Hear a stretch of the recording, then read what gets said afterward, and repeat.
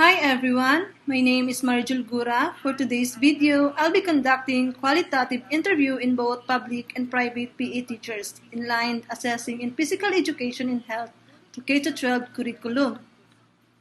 In this interview, magkakaroon tayo ng different ways of teaching in both public and private, especially the difficulties and challenges of PE teachers encounter in assessing learners' learning in K-12 PE and health before the pandemic. So without further ado, let's get started. So our first interviewee is a public PE teacher from A.G. Busano Senior High School. Can you please introduce yourself, ma'am? Hi, I am Pia Aurora Mascardo Masada, 23, graduated of Bachelor of Physical Education, major is School PE at Holy Trinity College of General Santos City. Currently, I am working at Antonino G. Basano Senior High School as a PE teacher in senior high and as a MAPE teacher in junior high school. So, okay, ma'am, thank you. So, let's proceed to the first question. What are the difficulties of PE teachers in delivering PE and health in K-12 before the COVID-19 pandemic? Before the COVID-19 or the pandemic, of course, I have so many difficulties that I encounter, and one of that is MAPE subject is not that as priority compared to the other subjects such as the English, science, and math. So, some other students think that MAPE subject is PE lang. So, PE lang man na, magsayo-sayo lang man na, PE lang man na, sports lang man na, PE lang man na, it's just easy, absinan na nato na. So, there are some kind of students think that way, so it hurts as a PE teacher to hear that kind of words from your learners. But I didn't take that as a discouragement or I don't feel depressed, but I take that as a challenge for me to change their minds that MAPE subject is a MAPE subject, not just PE lang. So, okay, let's proceed to the next question. What challenges did PE teachers encounter in assessing learners learning in K-12 PE and health before the pandemic? In my part, one of the challenges that I mostly encounter is that there are students who perform the assessment just for the compliance of the subject. They perform it half-heartedly. Yeah. So, okay, ma'am, let's proceed to the next question.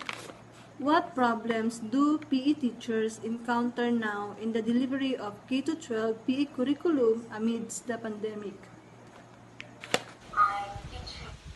Of course, the modality of learning. As we all know, PE subject is mostly on execution, practicum, and performance.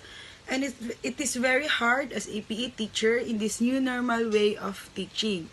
Especially in my case, we do the modular approach. So, not all of my students have the resources like the internet connections, laptops, and cell phones. And some of also of my students are living in the far-flung areas, so it is very hard to communicate and update with them. So, okay, thank you po, ma'am. So, let's proceed to the last question. What difficulties do PE teachers encounter now in assessing learners' learning in K-12 curriculum? Obviously, the main problem is that we can have a face-to-face class as of the moment.